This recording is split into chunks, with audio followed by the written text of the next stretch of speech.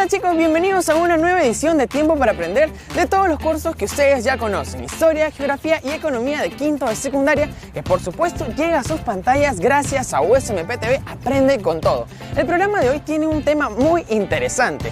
¿Qué es lo primero que se les viene a la mente cuando escuchan la palabra discriminación? Según el diccionario, la palabra discriminar es darle un trato diferente a las personas, y por supuesto que es un trato no tan agradable que digamos. Ahora, nuestro país es étnicamente hablando muy diverso. Existen blancos, morenos, asiáticos, trigueños, de todo un poco. Y un error grandísimo es juzgar a las personas por su color de piel. Veamos desde cuándo y por qué pasó esto en el siguiente video. Desde la independencia del Perú en 1821, la sociedad peruana estuvo dividida en dos sectores. Una clase dominante conformada por la élite criolla, quienes vivían en la capital, y los gamonales en provincias. Y por otro lado, el sector dominado excluido de la vida política, económica y cultural del país. ¿Y adivina quiénes lo conformaban, Henry? ¿La población indígena? Muy bien, Henry. Y por cierto, eran la gran mayoría de peruanos. ¿Qué consecuencias acarreó esta división de sectores? ¿Discriminación, racismo y abusos? Para el político peruano Francisco García Calderón, la condición dominada de la población indígena se debía a su inferioridad, o sea, por el hecho de que los indígenas se dedicaran al trabajo en el campo y a sus animales, no significa que dejen de ser personas con los mismos derechos. Por eso, a mediados del siglo XIX, la élite limeña creía que para crear un estado moderno y civilizado era necesario eliminar las costumbres indígenas. Y para eso surgieron dos ideas. Cuéntame qué ideas. Sencillo, Henry. La primera estrategia se llamó mestizaje de la población indígena, que consistió en la creación de familias entre mujeres nativas y hombres con aspecto más vigoroso y tengan hijos mestizos. Francisco Calderón consideraba a los blancos como una raza superior y describió necesario varios cruzamientos entre padres mestizos o blancos para adoptar la apariencia europea. Y no solo eso, sino que esta nueva raza domine e imponga su mentalidad a las futuras generaciones. Y la segunda manera fue la desaparición de sus costumbres como la pintura, la música, la religión, idioma o gastronomía a través de nuevos valores, hábitos y nuevas costumbres propias de la ciudad. La estructura social discriminatoria que hubo en el Perú estuvo fuertemente posicionada y aceptada por los ciudadanos a fines del siglo XIX, al punto de considerarla como algo totalmente normal. Los indígenas eran considerados inferiores por su poca tecnología, trabajos agropecuarios, su forma de hablar, vestir y de su vida en sociedad. Por eso, se creó una ley para atraer personas con otras características. Está más claro que el agua. La élite limeña quería expandir la raza blanca mestiza de costumbres occidentales y su modernidad por todo el país. Y para eso, se tenía que desaparecer a los indígenas. Pero obviamente no utilizando la violencia. Entonces, a los políticos se les ocurrió crear una ley de inmigración. En 1893, el Estado impulsó la llegada de inmigrantes europeos con el fin de que aportara tecnología, modernidad, idiomas, costumbres y nuevas cosas a nuestro país. ¿Qué te parece? Por eso podemos ver fotografías de personas vistiendo traje, camisa, corbata, bastón y sombrero por las calles, y las mujeres con vestidos, guantes y sombrillas de lino. Los criollos querían europeizar Lima y alejar las culturas indígenas cuya manera de vestir era muy distinta. Entonces, ¿en cierta manera se quería desaparecer a los indígenas?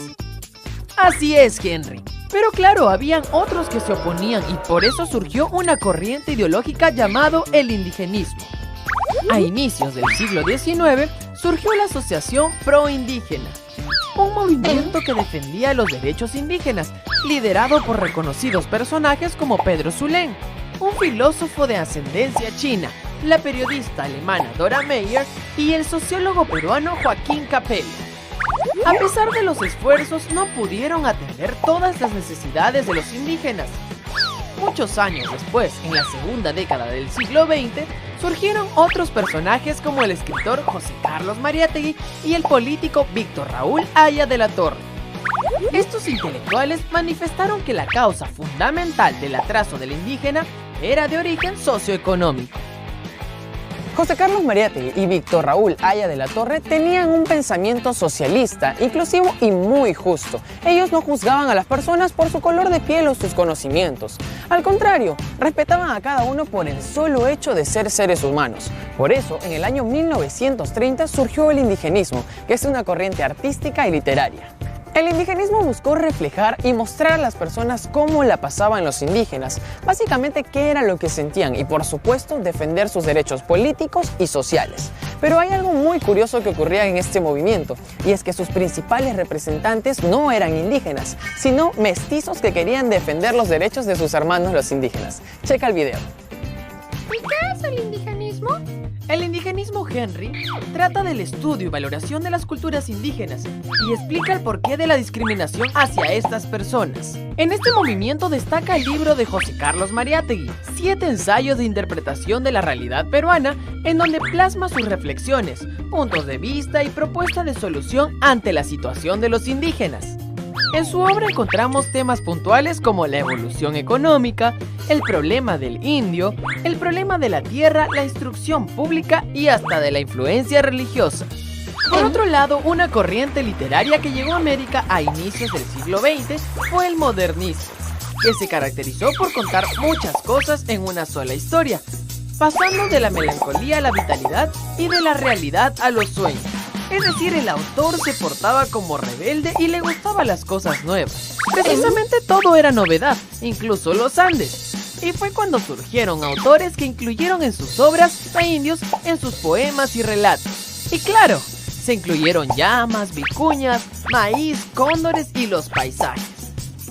El escritor franco-peruano Ventura García Calderón, quien en su momento fue criticado por su desconocimiento de la realidad del interior del Perú y su visión prejuiciosa sobre los indígenas, escribió el libro de cuentos titulado La venganza del cóndor. Como puedes ver, mientras habían personas que discriminaban a los indios, por otro lado, muchos intelectuales y artistas de inicios del siglo XX consideraban importante la vida y costumbres de los indígenas, creando importantes obras que perduran hasta nuestros días. Con los cambios políticos y sociales entre las décadas de 1950 y 1980, los indígenas fueron incorporándose en la vida pública y desarrollando un proceso de mestizaje. Sin embargo, hubo otros paisajes como Ecuador o Bolivia, donde los indígenas de dichos países se juntaron, se organizaron y crearon fuertes movimientos políticos y sociales, llegando a alcanzar importantes logros para hacer respetar sus derechos. Y si ellos lo hicieron, ¿por qué en nuestro país los indígenas no se organizaron? Por muchas razones, Henry, pero principalmente por el proceso de mestizaje que permitió la integración de etnias y la creencia de que parecerse a los europeos o a la élite criolla estarían en otro nivel. Hoy ya no es sorpresa ver a personas mestizas en todas partes, en la escuela, en las calles, en los centros comerciales. No importa el color de piel para alcanzar las metas, para ser un gran deportista o un intelectual. Por eso, si debería existir discriminación, no debería ser basándonos en la apariencia, sino en las acciones. Debemos discriminar la mentira, la codicia, la injusticia. El racismo debe ser enterrado poco a poco con educación, ¿verdad, profe? Curiosamente, hace 2 siglos atrás se discriminaba a los indígenas por considerarlos de poca educación. Hoy la discriminación se da por el color de piel, tamaño y hasta por el apellido. Por eso, las personas de otras provincias que vienen a Lima son llamados despectivamente como cholos, una palabra que se puede usar para menospreciar a las personas, pero que felizmente también es usada de un modo más fraternal. Todo depende con qué ánimos utilizamos esta palabra tan peruana. Ahora es tu turno. ¿Qué fue el indigenismo? Corriente artística y literaria que promovía la defensa de sus derechos. Teoría social que describe el comportamiento de los indígenas en la colonia. Movimiento político que apoya la migración de los indígenas. Muy bien. El indigenismo es una corriente artística y literaria surgida en la década de 1930, que buscó comprender las características de los indígenas y defender sus derechos. ¿Qué ley se promulgó en 1893? Ley de Inmigración. Ley antiindigenista. Ley de Comercio Exterior. Así es. En 1893 se creó la Ley de Inmigración, que consistió en impulsar la llegada de europeos a Perú con el fin de imitar sus costumbres y modernidad en nuestro país. Autor de 7 ensayos de interpretación de la realidad peruana. Víctor Raúl Haya de la Torre. José Carlos Mariátegui. Francisco García Calderón. Muy bien. José Carlos Mariátegui fue autor de 7 ensayos de interpretación de la realidad peruana, obra que describe los principales problemas sociales del Perú. Hoy aprendimos que tras la independencia del Perú, en el año 1821, la situación de los indígenas no cambió mucho, en el sentido que aún eran discriminados por su condición humilde y dedicada al campo, la vida artesanal y sus costumbres. Para el político peruano Francisco García Calderón, la sociedad peruana estaba dividida en 2 sectores: la clase dominante, conformada por la élite criolla limeña, y la clase dominada, conformada por los pobladores indígenas. En 1893, el Estado creó una ley que impulsaba la llegada de inmigrantes europeos con el fin de que aportaran nuevos valores y costumbres para modernizar al Perú. En 1930 surgió el indigenismo, un movimiento artístico y literario que reflejaba la vida de los indígenas, los abusos que sufrían y el enfrentamiento contra la discriminación. José Carlos Mariátegui y Víctor Raúl Haya de la Torre plantearon que el origen fundamental del atraso de los indígenas era un problema socioeconómico, mientras que indígenas de países como Ecuador o Bolivia se organizaron para formar organizaciones políticas para defender sus derechos. En el Perú no se realizaron nada de estas cosas, desarrollando poco a poco el mestizaje.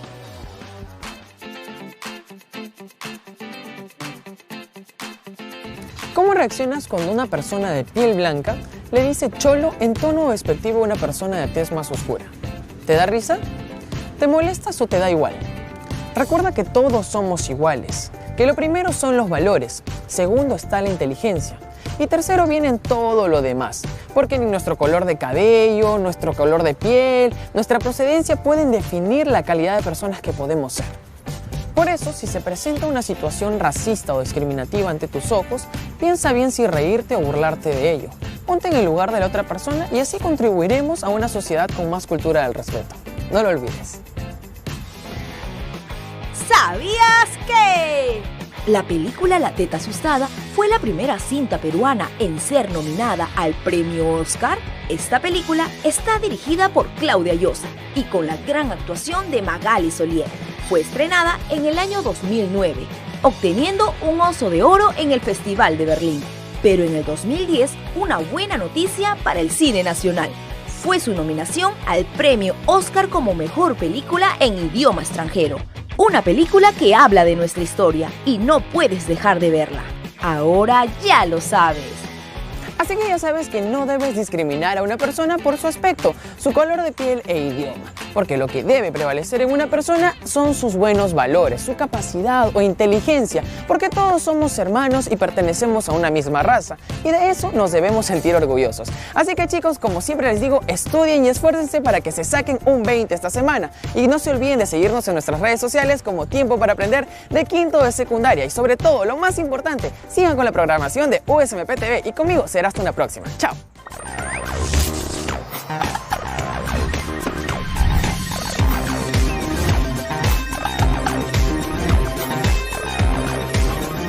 En el próximo programa aprenderemos sobre la cultura peruana. No te lo pierdas.